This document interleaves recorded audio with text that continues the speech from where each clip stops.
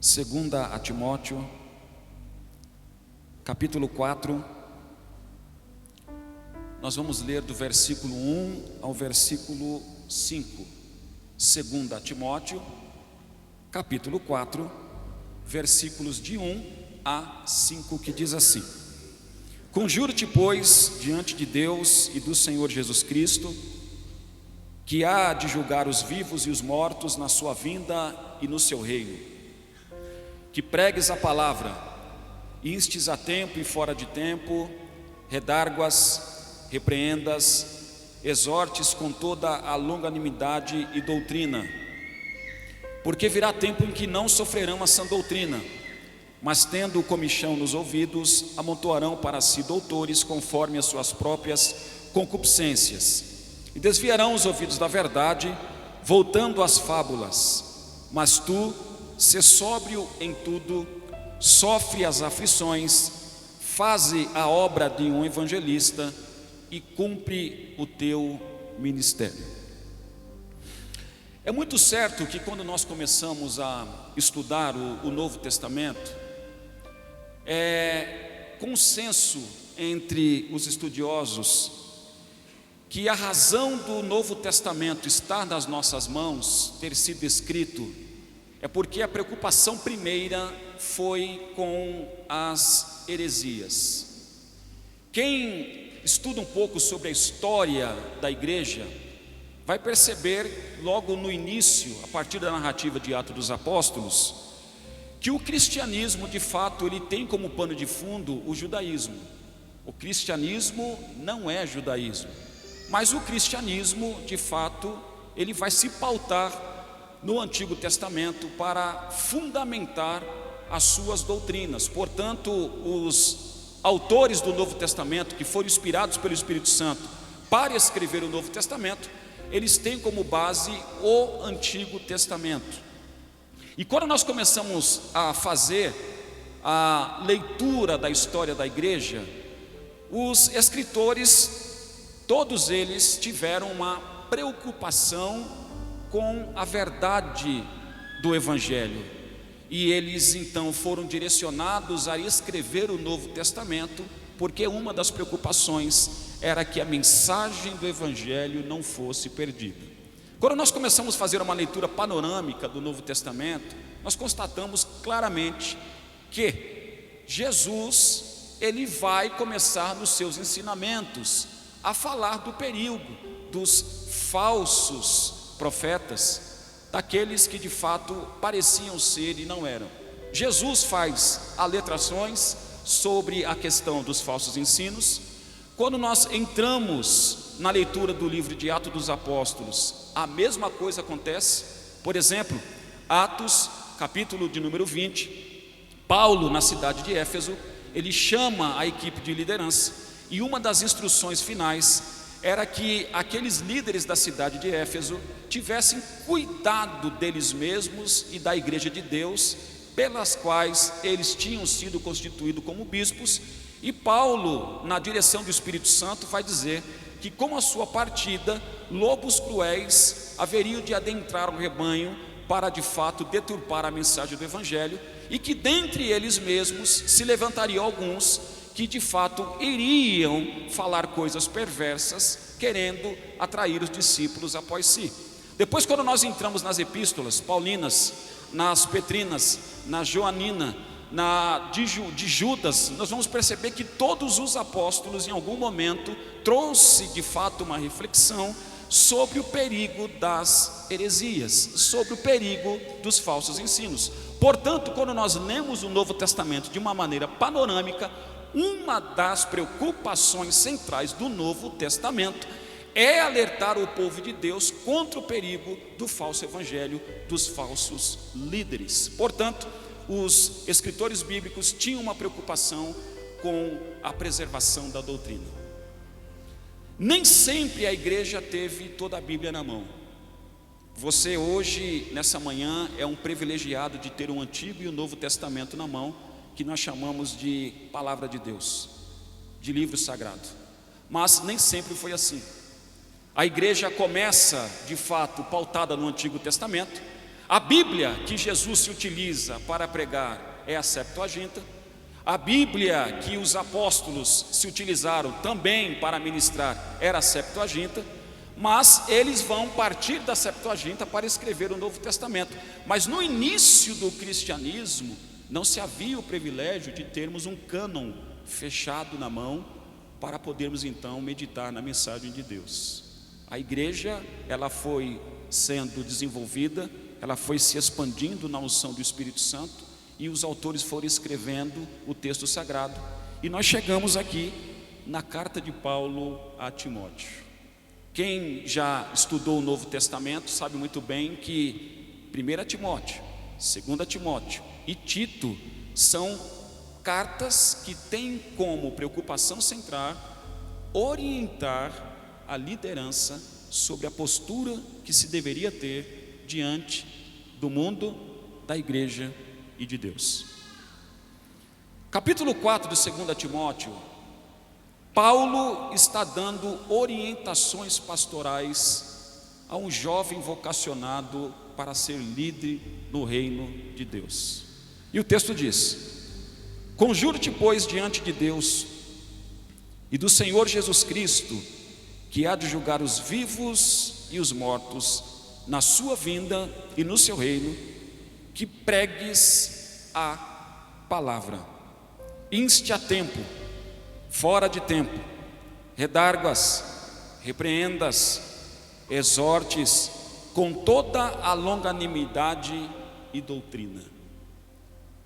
A primeira tarefa de Timóteo, na sua incumbência pastoral de liderança, ele deveria pregar a palavra.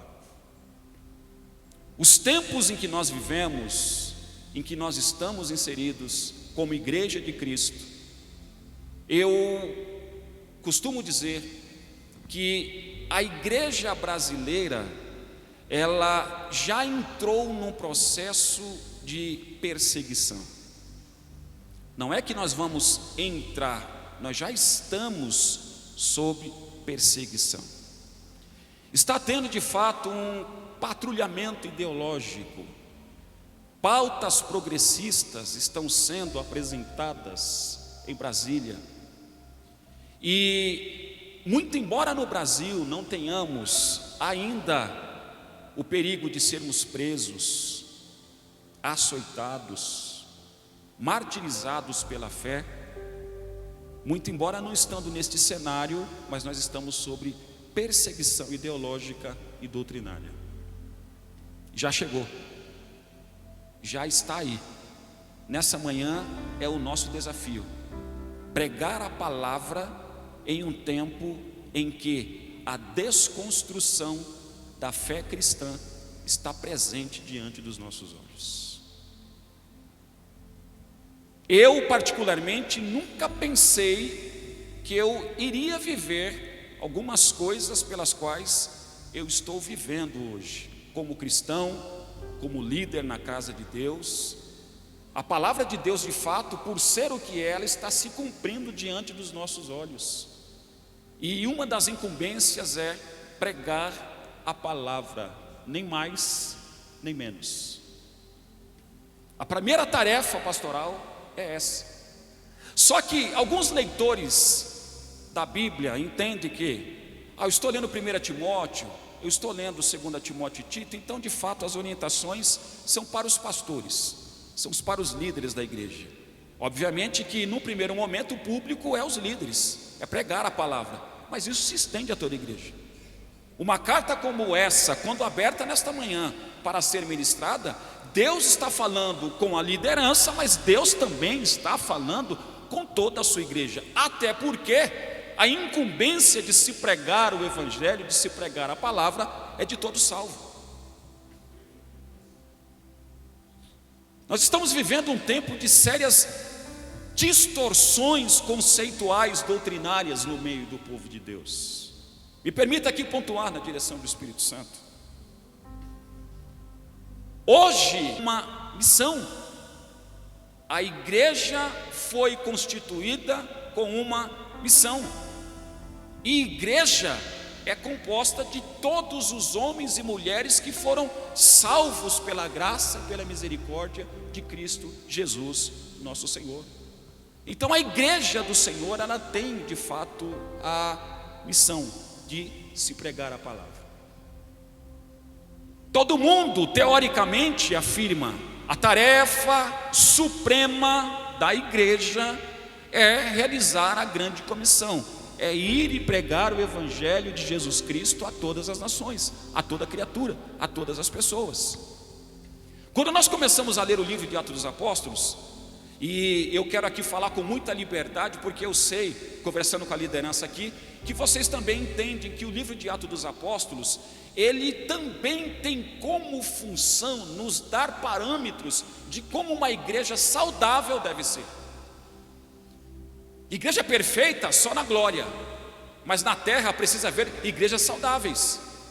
E o livro de Atos dos Apóstolos, quando lemos o livro de Atos dos Apóstolos, o livro de Atos dos Apóstolos é para nós, além de um registro histórico, é também um livro que contém um parâmetro de como uma igreja saudável deve ser.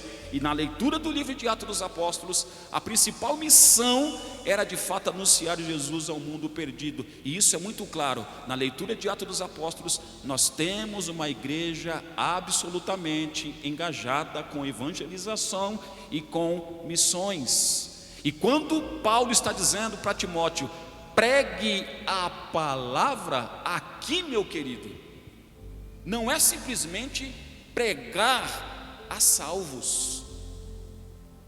Pregar a palavra é anunciar o evangelho dentro e fora, a salvos e não salvos, a todas as nações. Evangelística, totalmente preocupada na sua primeira missão em pregar a palavra. Mas quais são os tempos que vivemos hoje? Está tendo um patrulhamento ideológico da parte do mundo para com a igreja. Nós temos várias pautas progressistas sendo de fato colocadas em andamento, tudo isso para confrontar. E quem é que vai conseguir de fato caminhar nesse cenário? Quem estiver cheio do Espírito Santo. Quem é que vai conseguir caminhar nesse cenário? Quem estiver fundamentado de fato na palavra, no Espírito. Porque nós precisamos dessa junção, pastor Jefferson. Palavra e o Espírito e a palavra e o Espírito e a palavra. Quem não estiver nessa junção não vai suportar o tempo presente e aquilo que há de vir, porque o que há de vir, somente Deus sabe o que há de vir. 2023 e 2024, se chegar, somente Deus sabe qual será o cenário em 2024. Mas enquanto a igreja for igreja, enquanto a igreja estiver na terra, uma das missões é pregar a palavra. Mas os tempos em que nós vivemos, nós estamos vendo uma perseguição ideológica doutrinária sobre o povo de Deus, e em contrapartida nós estamos vendo um povo que muitas vezes não está engajado com a pregação do evangelho. Nessa manhã eu venho aqui para que nós possamos refletir de fato na postura ideal que nós devemos ter como igreja. A primeira missão é pregar a palavra. Se nós não tivéssemos a Bíblia na mão nessa manhã, ninguém estaria aqui. Se a palavra de Deus não tivesse chegado até nós, nós não estaríamos aqui. E você foi salvo pela graça e misericórdia do Senhor. E essa salvação que lhe foi dada, ela precisa ter continuidade. Como é que nós fazemos? Preguemos a palavra. É em todo o tempo. Propício, favorável ou contrário. Há tempo e fora de tempo. Está propício? Preguemos. Não está propício? Preguemos também. E eu venho aqui dizer que o tempo de fato é um tempo desafiador.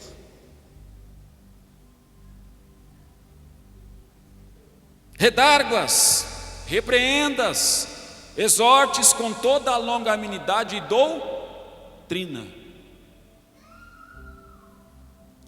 Um dos fatores hoje é o analfabetismo bíblico.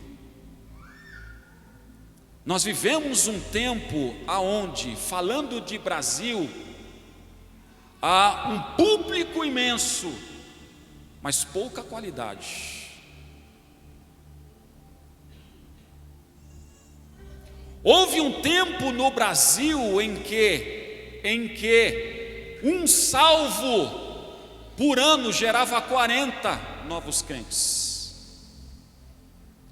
Chegamos a um tempo em que precisa de 40 salvos para gerar um novo convertido.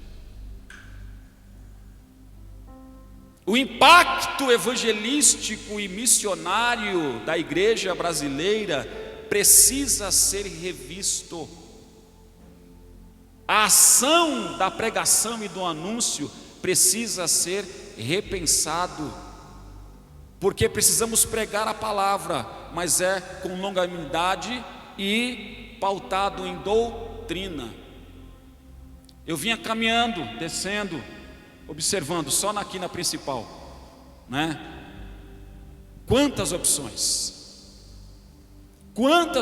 mas a pergunta é: está havendo pregação da palavra com embasamento doutrinário? Nós temos a Bíblia, irmãos, impressa, digital. Aqui nós temos total liberdade de termos quantas versões quisermos, ou impressa ou digital. A publicação de Bíblia na nossa nação é até algo comercial, é até algo que lucro. Só que quando nós começamos a analisar, e onde eu estou pastoreando, eu estou fazendo uma sessão apologética, onde é muito nítido na história da igreja, do século XVI para cá, que o foco foi perdido, meus queridos. Houve um desfoque, houve um desvirtuamento de dentro para fora, porque qualquer compêndio teológico, qualquer pessoa que me ouve aqui, ou até mesmo virtualmente, pode acessar e saber que o protestantismo surge no século XVI e tem como objetivo trazer as escrituras para ter o seu lugar de primazia, porque havia se perdido durante todo o período medieval. O protestantismo e a palavra têm uma ligação restrita que não pode ser desassociada. E quando eu falo protestantismo, não importa se você é reformado, se você é pentecostal, eu não estou falando aqui de tradições dentro do protestantismo, eu estou falando do protestantismo como um segmento cristão que tem como identidade a priorização da palavra de Deus no centro da vida da igreja. E quando nós olhamos para o protestantismo hoje, independente, irmãos, da tradição, está tendo um desfoque, porque a palavra de Deus em muitos lugares e corações e mentes não é mais a primazia, e nós temos então um cenário de superficialidade e de analfabetismo bíblico, púlpitos confusos doutrinariamente, louvores muitas vezes também sem embasamento bíblico. Eu não sei aqui o que os músicos aqui entendem, mas a música também passa por uma questão bíblica, e para ter qualidade de adoração precisa ter Bíblia também. Não é só o púlpito no momento de se pregar e de se ensinar, a adoração também, para ser uma adoração que agrada, não é só a questão instrumental e vocal, conteúdo bíblico precisa se ter, tudo passa pela palavra, é o solo das escrituras, somente as escrituras, ela é a única regra de fé e prática. É fácil falar, mas a pergunta é: o quanto que nós estamos sendo bíblicos na nossa abordagem? Momento de superficialidade, de confusão doutrinária. Então nós precisamos de fato nos levantar para pregar a palavra, a tempo e fora de tempo. Qual é o tempo agora? O tempo não está sendo propício, é um tempo de perseguição doutrinária, desconstrução doutrinária, é um tempo de esfriamento espiritual. Eu estou aqui e eu quero falar diretamente com vocês. Igreja Batista, Soli Deo Glória, vocês têm uma ligação com a Reforma Protestante. Já estudaram sobre o puritanismo? Já estudaram sobre teologia puritana? Eu vou dar um nome aqui: Jonathan Edwards. Estudando sobre a literatura de Edwards, ser pastor, nem todo mundo está na altura, porque há um requisito de santidade, de comprometimento, de vida de oração que poucos têm. Porque oração e palavra precisam andar juntos. Vida de piedade, irmãos, não é só a questão da palavra aprofundamento, vida de oração. E me parece que a igreja, em certo aspecto, perdeu a habilidade de orar.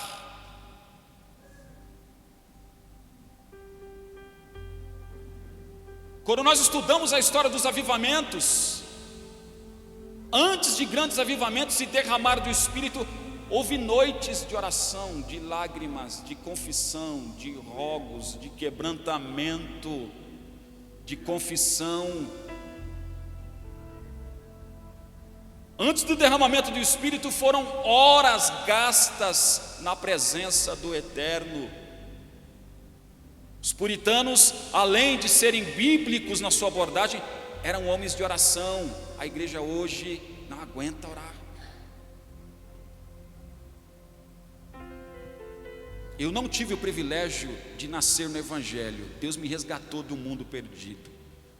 Mas o que me firmou é que, em memória, eu tive um pastor chamado José Francisco, o meu pai espiritual. Aquele homem me ensinou a orar. Ele não teve o privilégio que eu tive de sentar em bancos de universidade, de entrar na academia. Ele era leigo, autodidata, mas um dos maiores apologistas que eu vi em atuação de campo. Um homem em que na rua dele grupos sectários não passava, porque sabia que se entrasse tinha um embate bíblico. Corre, porque ali não dá para entrar, tem um pastor ali que se a gente entrar ele vai perseguir. Mas qual era o segredo desse homem? Além da dedicação bíblica, eram noites de oração. E eu me lembro, pastor Francisco, pastor Rony, que eu vim do mundo, quinta, sexta, sábado, balada. E quando eu aceitei a Jesus, os convites vinham na quinta, na sexta e no sábado. E eu falava, meu Deus, vou, não vou. Aquele conflito, o telefone que toca e um que chama. E eu aquilo, já falei, meu Deus do céu, não posso ir. Algumas vezes eu fui, me arrependi depois, voltei. E aí ele falou comigo, agora eu sei como é que eu vou te ajudar, Divanildo. Quinta-feira termina o culto. Terminando o culto, você vai ficar comigo orando aqui, das 10 às 6 da manhã. Falei, pastor, mas 10 da noite às 6 da manhã, não aguento, pastor. Falei, meu querido, você senta, deita, anda, corre, rola, mas vai orar. Porque quem ora tem vitória, Givanildo. Amém, pastor. Quem ora recebe de Deus capacitação. Deus tem uma chamada na sua vida, rapaz. Será, pastor? Deus tem uma chamada na sua vida. Vai se capacitar. Vamos orar comigo. E eu vi aquele homem, gente, dobrava o joelho 10 da noite, levantava às 6 horas da manhã de joelho. Eu falava, Jesus, tem misericórdia. Mas foram os melhores momentos da minha vida. Foi laboratório. Foi um momento pedagógico de intimidade com Deus. A palavra, para ser pregada com impacto, passa por uma relação com Deus. Como é que nós vamos pregar a tempo e fora de tempo se nós não estivermos revestidos? Irmãos, pregar a palavra é embate, é guerra. E a igreja está aqui para uma guerra. Nós somos alistados para um exército. A igreja de Cristo é um exército de Deus na terra. E pregar a tempo e fora de tempo demanda de cada um de nós constância, foco, determinação. E isso, irmãos, não é fácil. Sem a presença do Espírito, sem a unção do Espírito, nós não conseguimos dar constância nesse texto, pregando a tempo e fora de tempo. Evangelismo é uma missão central da igreja. Todo mundo concorda teoricamente, mas quem na prática está fazendo?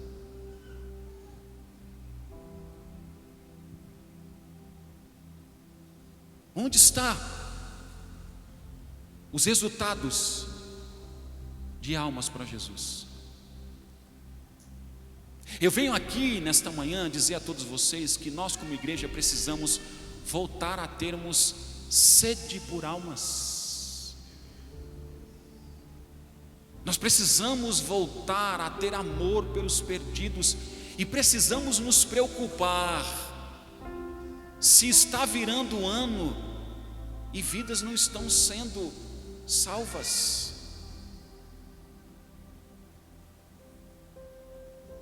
É necessário uma reflexão anual sobre o desempenho da igreja na terra, na comunidade. Quantas almas? Há um hino que diz: posso tendo as mãos vazias, com Jesus eu me encontrar. Nós não podemos nos apresentar diante do Rei dos Reis, do Senhor dos Senhores, de mãos vazias, queridos. Nós somos igreja, nós somos salvos em Jesus, nós somos templos do Espírito Santo, nós somos exército de Deus, nós somos o povo de Deus, nós somos vasos do Senhor, e portanto nós precisamos apresentar a Ele. Então pregue a palavra, meu irmão, ore, encha-se da presença, porque é tempo e fora de tempo. Alegre ou triste, eu preciso pregar. Somente um cristão menino prega e canta quando está alegre. Nem todas as vezes que se sobe para ministrar um louvor, pastor Gerson, a gente está alegre. Eu fico vendo aqui, a sua ministração, aparentemente, às vezes nós olhamos e falamos: meu Deus do céu, que alegria, Esse pastor tem uma alegria. Mas Deus o sabe, muitas vezes quando se pega o microfone para entoar um louvor de exaltação ao nome do Senhor, de alegria, mas Deus sabe como é que está a alma. Mas quem de fato tem vida com Deus, louva na alegria ou na tristeza. Quem de fato tem vida com Deus, prega a tempo e fora de tempo, na alegria ou na tristeza. A palavra precisa ser pregada, independente dos meus sentimentos. É a tempo e fora de, trabalhando ou desempregado, amparado ou desamparado, acolhido ou traído. Aleluia. Pregue a palavra com toda a longanimidade. Sabe por quê? Porque o resultado não está na sua mão. É com longanimidade. Seria muito bom sairmos para evangelizar agora, 10 pessoas que eu falar, 10 pessoas aceitar Jesus. Evangelismo não é assim. Possa ser que você saia agora para evangelizar, fale com 10 pessoas e você vai ouvir um não. É pregar com longanimidade, porque os resultados estão com. O resultado não é meu e seu, é o Espírito. Por que o evangelismo é embate? Porque nós, como seres humanos, estamos condicionados a não ouvir não. Ninguém gosta de ouvir não, de ser rejeitado. E o evangelismo muitas vezes envolve o não, rejeição, confronto. E uma coisa que o ser humano não gosta é de confronto, de ser apertado, confrontado. Hoje é domingo. Historicamente, dentro da tradição cristã, deveria ser o dia do Senhor. Como assim o dia do Senhor? O que significa fazer do domingo o dia do Senhor? É o dia em que nós devemos, ou deveríamos, nos dedicar mais àquilo que compete ao reino.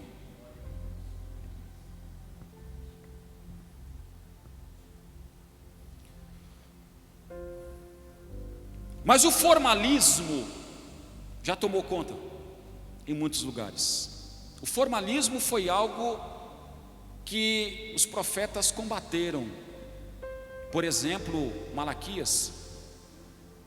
O teor do livro de Malaquias era combater a formalidade do culto de Israel diante de Deus. O culto era apresentado, estava acontecendo, mas não havia mais essência. Se nós essa manhã estamos aqui, irmãos, já adoramos, já louvamos ao Senhor,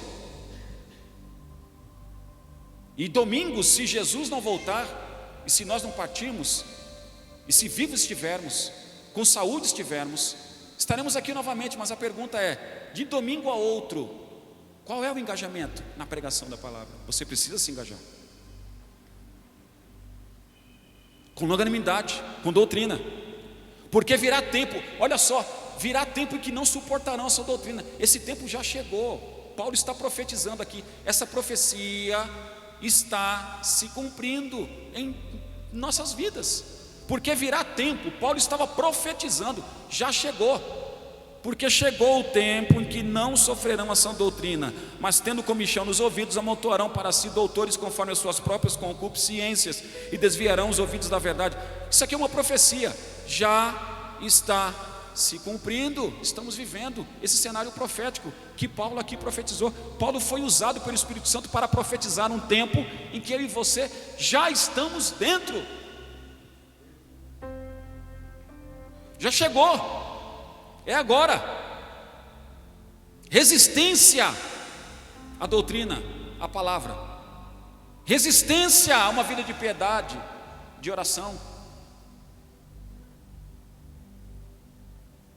Todo mundo está vendo nas redes sociais aí o contexto que nós estamos vivendo de desconstrução. A igreja sendo vista como um ambiente de entretenimento. Muitas coisas estão acontecendo que não é o evangelho.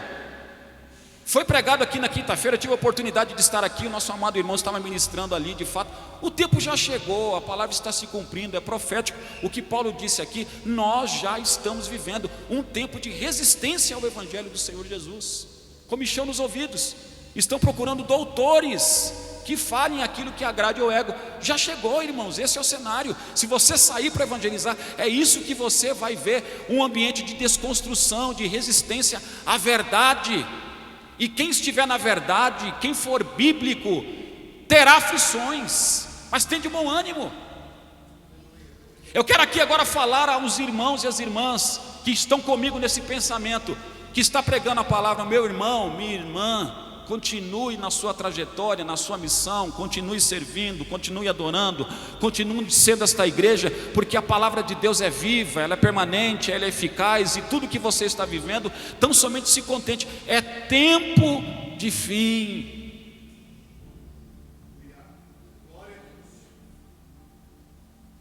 Já chegou a resistência, pessoas procurando uma mensagem que se adeque à sua realidade. O evangelho light, o verdadeiro evangelho confronta o pecado, e o verdadeiro evangelho nos humilha.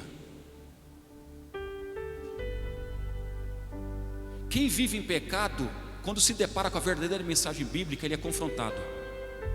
E quem está diante de Deus, quando confrontado ou quando é acessado a verdadeira mensagem, ele humilha, porque aqui todo mundo está nivelado debaixo da graça e da misericórdia. Mas nós nunca vivemos um momento tão difícil, de pessoas tão orgulhosas, de pessoas tão soberbas, egoístas, materialistas, individualistas como esse.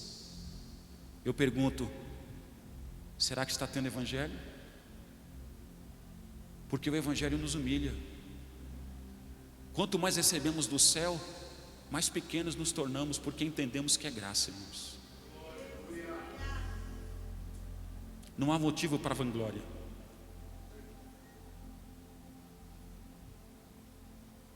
Nós estamos vivendo um tempo de inversão de valores, onde muitas pessoas buscam o microfone, estar no altar, ter o título. Essas pessoas não entenderam o Evangelho. Porque quem entende o Evangelho sabe que o Evangelho traz para nós um peso de glória, mas de responsabilidade. É glorioso ser canal de Deus. É glorioso ser instrumento de Deus na vida do outro. Isso é peso de glória, mas há responsabilidade também. O Evangelho nos humilha, irmãos.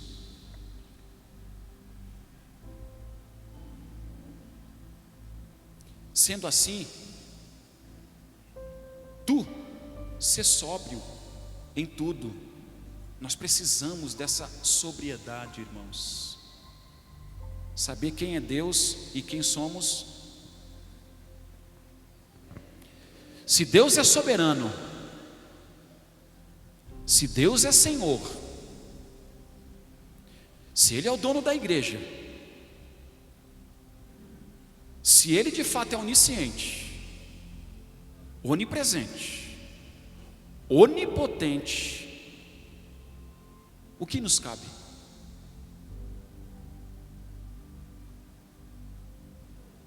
Qual é o convite bíblico para nós? Se estamos em Deus, através de Jesus Cristo, o convite bíblico é: seja reflexo de Deus na terra. Você é de Jesus? Você é salvo em Cristo Jesus? Reflita Cristo em sua vida. Essa é a ordenança bíblica. E quando eu fizer isso, pregador, você vai ter aflições. É por isso que tem gente que não quer ser espiritual. Por que tem gente que não quer muito mergulhar nas águas, pastor Francisco? Porque sabe que se aproximar de Deus num mundo perdido demanda aflições. Quanto mais parecido com Deus nos tornamos, mais o mundo nos odeia e nos incompreende, não tem compatibilidade com aqueles que andam a Deus e aqueles que servem ao mundo, irmãos. Quanto mais nos enchemos de Deus, mais o mundo se torna pequeno para nós.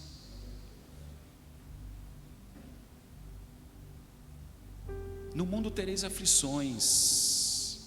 Então, se você está tendo aflições, por estar fazendo a vontade de Deus e por estar se esforçando para que Cristo seja refletido na sua vida, glória seja dada ao teu nome do Senhor por isso. Continue assim, querido. Continue assim, minha irmã. Há pessoas nessa manhã que estão chorando aqui. E é para esses que eu quero dizer a você: continue, minha filha.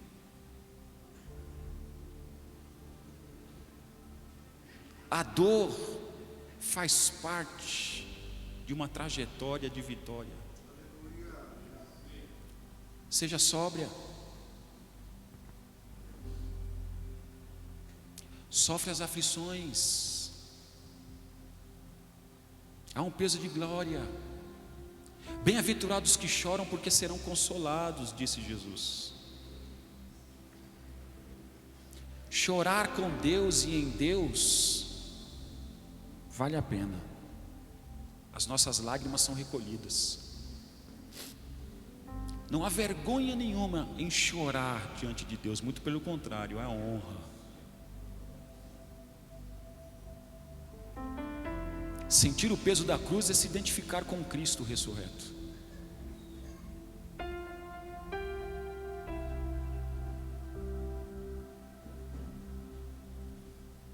Sofre as aflições. Entenda que o verdadeiro evangelho é um caminho que tem aflições.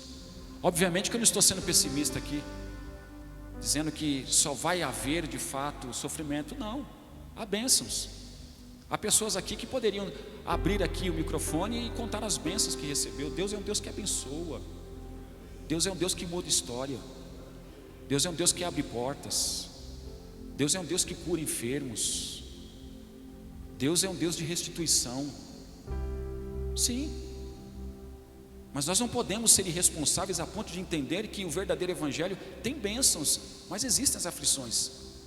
E se você nesta manhã está aqui refletindo Cristo na sua vida, por onde tens passado, e isso tem trazido a você uma aflição, nesta manhã se deleite em Deus.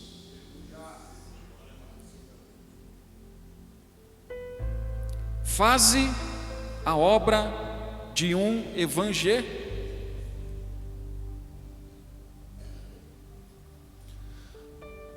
Eu quero aqui defender uma questão onde as pessoas pegam o texto fora de contexto para distorcer muitas vezes o conceito.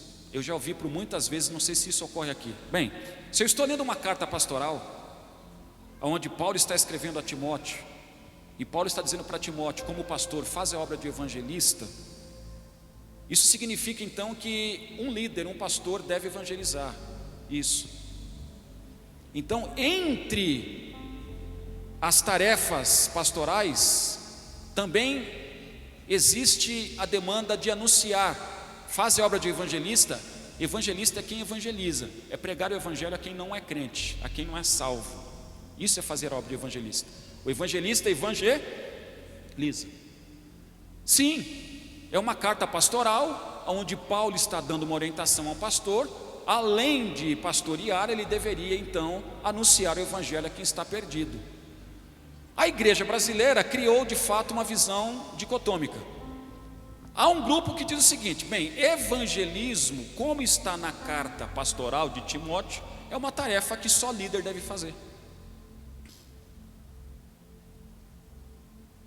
Há uma parte da igreja que entende assim: não, evangelismo, fazer a obra de evangelista, Deus falou para um pastor, Paulo falando para Timóteo. Logo, a obra de evangelização é para o Jefferson, para o Francisco, para o Rony, porque eles são pastores. Sim, eles devem fazer. Mas todo o Novo Testamento, é esse o conceito que é ensinado? A tarefa de evangelização é só da liderança. Quando a gente lê Atos dos Apóstolos, que eu sei que já foi feita a exposição aqui, quem é que evangelizava na igreja primitiva? Era só a liderança? Se era só a liderança, como é que você me explica Atos capítulo de número 11? A igreja de Antioquia da Síria foi fundada, não foi por um apóstolo. Nós nem sabemos quem fundou a igreja de Antioquia da Síria. Foi fundada por anônimos. E quem foi enviado para lá foi Paulo e Barnabé, para instruir aquela igreja. Mas não foi Barnabé e nem Paulo que fundou a igreja de Antioquia da Síria. A igreja de Antioquia da Síria foi fundada por anônimos, que nós não sabemos o nome. Isto mostra que a obra de evangelização na igreja primitiva era feita primeiramente pelos apóstolos, porque isso é o que está escrito em Atos capítulo de número 6, a partir do versículo 4, quando foi instituído diáconos para que os apóstolos se dedicassem ao ministério da palavra e à oração. Mas quando nós lemos todo o Novo Testamento e todo o livro de Atos dos Apóstolos, a incumbência evangelística, o envolvimento evangelístico era de toda a igreja. Portanto, faze a obra de evangelista é Deus falando com os líderes em primeiro lugar, mas também falando com toda a sua igreja. Faze a obra de um evangelista. Anuncia Jesus, pregue, cumpre o teu ministério. Você sabia que você é um embaixador de Cristo? Paulo vai dizer que nós somos embaixadores de Cristo. Então nós somos representantes. Nós estamos no mundo de trevas, sem Deus, representando a luz e sendo de fato o farol que ilumina em meio ao mar revolto e o tempo tempestuoso. Somos embaixadores e nós precisamos então fazer a obra de um evangelista, irmãos. Ser sóbrio, sofrer as aflições, pregar a palavra.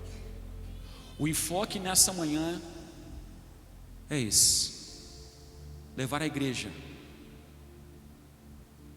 ao envolvimento com a tarefa de anunciar Jesus ao mundo perdido. Dobre o seu joelho, fale com Deus: Senhor, me capacite para que eu possa ganhar almas. Usa a minha vida, Senhor. Faça de mim um instrumento em tuas mãos. Me outorga poder, me outorga autoridade, para que através da minha vida, Senhor, outras vidas te conheçam. Essa é a maior missão, irmãos. É o maior serviço. Como é que está você, meu irmão, minha irmã, neste quesito? Está evangelizando?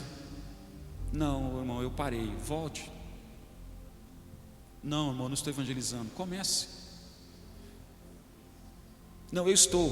Continue. Pregue.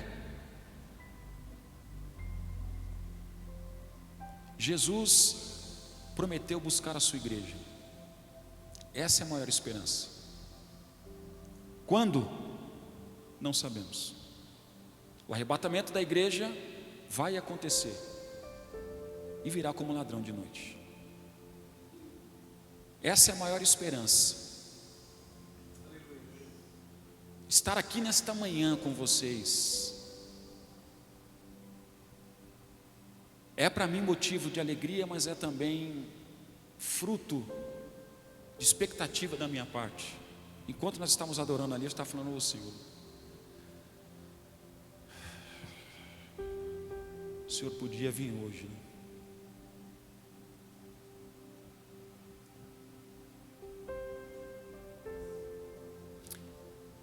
Há pessoas aqui que estão cansadas, irmãos.